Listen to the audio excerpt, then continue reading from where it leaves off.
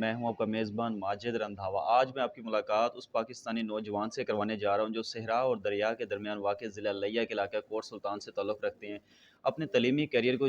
جاری رکھنے کے لیے یہ جرمنی گئے، وہاں پر جا کے اتنی محنت کی کہ وہاں پر اپنی ایک سافٹ ویئر کمپنی بھی بنا لی ہے۔ ہمارے ساتھ موجود ہیں اویس کرنی صاحب۔ جی سر، تعلیمی السلام کیریئر کا آغاز کہاں سے کیا؟ جی میں اپنے تعلیمی کیریئر کا آغاز جو کیا ہے وہ ایک گورنمنٹ دھرم سال اسکول کوٹ سلطان سے کیا۔ وہاں تک میں نے 5ویں کلاس وہاں تک میں نے کمپلیٹ کی۔ اس کے بعد میں وہاں سے مثالی پبلک اسکول مظفر گڑھ وہاں پہ کیا۔ وہاں پہ میں نے 8ویں تک تعلیم حاصل کی۔ اس کے بعد میں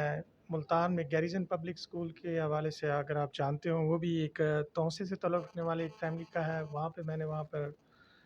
میٹرک وہاں پر پاس کیا۔ اس کے بعد میں وہاں سے ایف ایس سی کے لیے D G Khan F S C computer science میں نے کی۔ پھر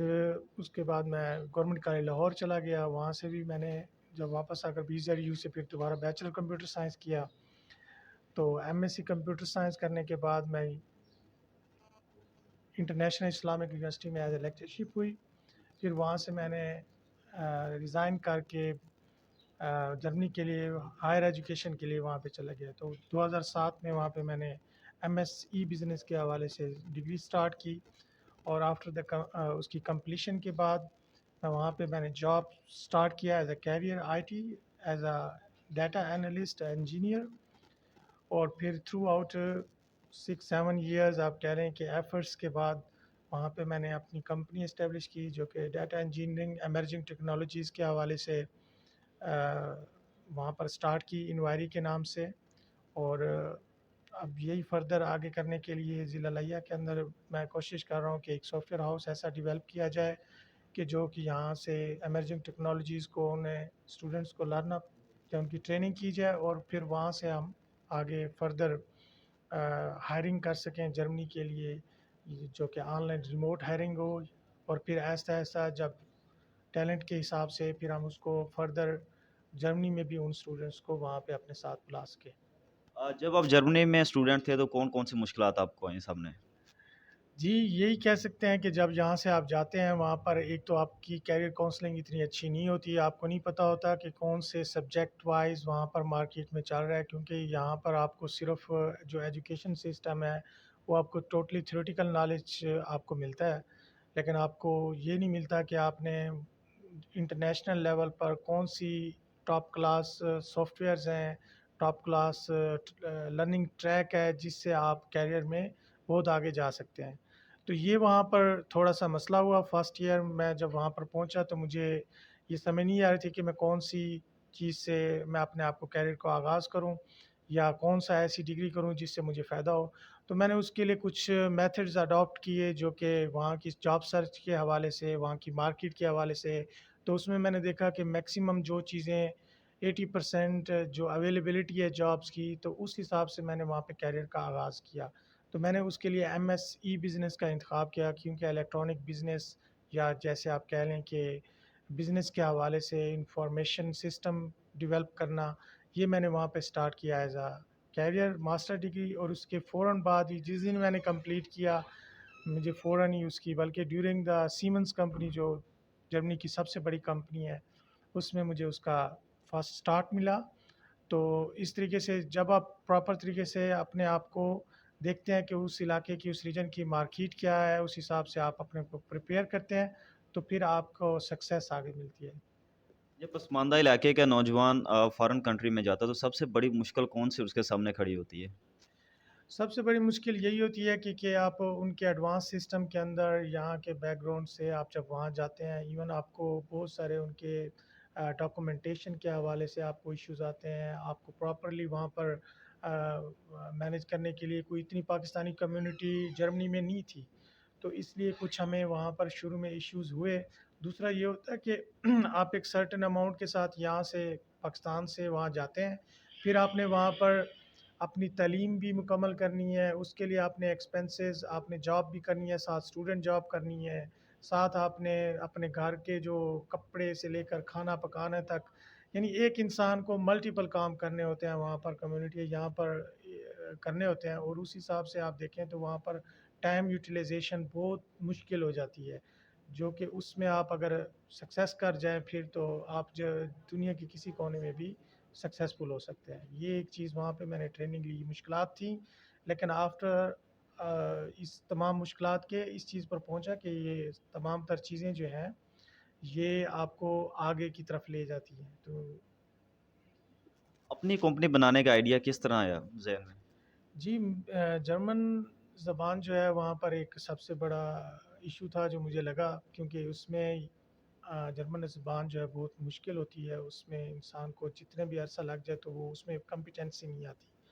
تو as a I T developer میں اسٹارٹ ہوا، تو کیریئر میں یہ دیکھا کہ ڈیولپمنٹ وہاں پہ بہت زیادہ معنی رکھتی ہے، جس طرح یہ فیلڈ ہے ڈیٹا انجینئرنگ کی، یہاں پر ان کو بہت زیادہ شارٹیج ہے۔ تو میں اپنی آئی ٹی کے اندر فیلڈز میں بھی سوئچ ہوتا گیا اور مارکیٹ کے مطابق اپنے آپ کو مینٹین کرتا گیا۔ جب میں نے دیکھا کہ کمپنیز جو ہیں وہ مجھے جاب دینے کے لیے ویٹ کر رہی ہیں، تو میں نے سوچا کہ it's a good time to start yourself. تو میں نے اس حساب سے اپنے آپ کو ایز اے کمپنی کے طور پہ اسٹارٹ کیا۔ تو اس میں نے 2 لوگ وہاں سے رکھے، میں خود تھا، اور ادھر پاکستان میں کراچی میں بھی میں نے 4 سے 6 لوگ پھر ہائر کیے اور ان کو تھوڑی سی ٹریننگ کے ساتھ اپنے ساتھ ایز اے سپورٹنیٹ لے کر آیا۔ تو اس حساب سے میں وہاں سے چلا کہ کمپنی اسٹارٹ کرنے سے یہ ہے کہ میں خود کما سکتا ہوں، اب میں نے دوسروں کے لیے یہ سبب بننا ہے کہ وہ مجھ سے آگے نہیں ساتھ ان کو لے آؤں۔ آپ لیا کے بیٹے ہیں، لیا کی جو دھرتی ماں ہے اس کا آپ پر قرض ہے، لیا کے لیے کیا کرنے جا رہے ہیں؟ جی، لیا کے لیے جو ہے میری سب سے بڑی ایفرٹس یہی ہیں کہ میں کوشش کروں گا کہ یہاں پر بہت زیادہ انسٹیٹیوٹس ہیں، یونیورسٹیز ہیں، لیکن یہاں پر کوئی بھی جابس کی اویلیبلٹی نہیں ہے اس حساب سے، یعنی کوئی جو بھی ہو جائے، یا یہاں پر اسٹوڈنٹس ہیں یا وہ ٹیچرز ہیں، ٹیچر اسٹوڈنٹس کو پڑھا رہے ہیں، اسٹوڈنٹس آگے بن کر پھر ٹیچر بن رہے ہیں اور پھر وہ اسٹوڈنٹس کو پڑھا رہے ہیں۔ تو یہاں پہ انڈسٹری کا کنسیپٹ بالکل نہیں ہے، اور آپ دیکھیں اگر یہاں پر زیادہ تر آپ کو فلور ملز ملیں گی، رائس ملز ملیں گی، کوئی آپ کو یہاں پہ ایسی انڈسٹری نہیں ملے گی جس کے ساتھ آپ کی ایفیلیشن ہو، یا جس کے ساتھ آپ جا کر اپنی پریکٹیکل ایکسپرٹیز کو گروم کر سکیں۔ تو میری یہ خواہش ہے کہ میں یہاں پر ایڈوانس لرننگ کے میتھڈز اڈاپٹ کر کے یہ جو اسٹوڈنٹس ہیں جو کہ ڈفرینٹ یونیورسٹیز میں یہاں سے پڑھ کر نکلتے ہیں، ان کو ایک ٹریک دوں، اور اس ٹریک پر چل کر وہ اس لیول پر پہنچ جائیں کہ آؤٹ سورسنگ جو ڈفرینٹ کنٹری سے، even from Germany, even from you کے، آل اوور دا ورلڈ، تو وہ ان سے وہاں سے مستفید ہو سکیں، اپنی جابس کو وہاں پر اپنے آپ کو پریزنٹ کر سکیں ود ہائیلی اسکلڈ سے نا۔ تو اگر وہ ایسا کریں گے تو اس سے یہ ہوگا کہ ہمارے لیے کے اندر جو یہ جابس کا پرابلم ہے یہ ختم ہوگا، آئی ٹی کے لوگوں کو ایک اویئرنیس ملے گی، اور میں سمجھتا ہوں کہ اس میں بہت زیادہ اسٹرینگتھ ہے۔ اگر ہم تھوڑا سا بھی ٹریک دیں تو لیا کے لوگ بہت انٹیلیجنٹ، میں کہتا ہوں کہ صرف ان کو اپرچونیٹیز کی کمی ہے، ادروائز یہاں پر بہت زیادہ ٹیلنٹڈ لوگ ہیں، اور میں چاہوں گا کہ میں ان کو آگے پش کروں۔ اکثر دیکھا گیا ہے کہ نوجوان نوکر بننا پسند کرتے ہیں، آپ اپنی کمپنی بنا کے نوکریاں دینے والے بن گئے ہیں، ان کے نام کیا پیغام دیں گے؟ جی، میں سب سے پہلے یہی کہوں گا کہ آپ 2 سال کا ماسٹر کر کے 5 سال اسی کی ماسٹر کی جاب ڈھونڈنے میں نہ گزاریں۔ آپ کے لیے صرف گورنمنٹ کی جاب نہیں ہونی چاہیے آپ کا ٹارگیٹ۔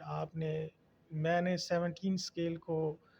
ختم کر کے یہاں سے گیا تھا، تو لوگوں کے لیے 17 اسکیل بہت چیز ہوتی ہے۔ تو کبھی ایسا نہیں سوچنا چاہیے، آپ نے دوسروں کے لیے آگے نکلنا ہے، پہلے خود جب آگے نکلیں گے اور صحیح طریقے سے نکلیں گے تب آپ دوسروں کو اپنے ساتھ لے کریں گے۔ اس طرح کی بہت سی مثالیں ہیں کہ جن لوگوں نے